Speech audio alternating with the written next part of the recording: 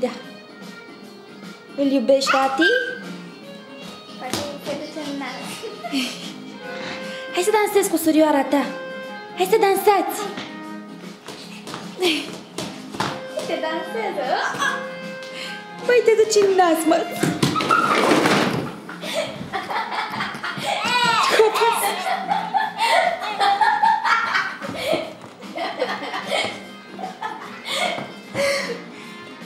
Hai să dansăm, piticule. David, să dansăm. Așa. Dă-te mai în spate să te vadă mami și pe tine. Du-te și dansează. Haide, lasă-mă, du-te și dansează cu Valentina. Nu. Hai să dansăm. Ai, da.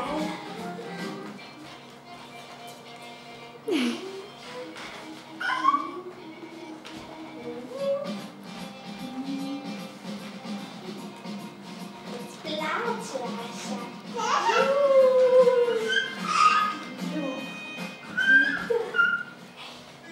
Ia uite ce pași a învățat Valentina. Nu în fund, în picioare să dansăm. Hai.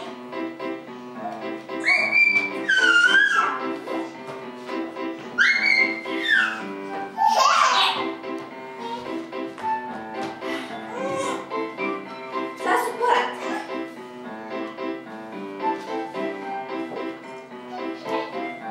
Hai sus.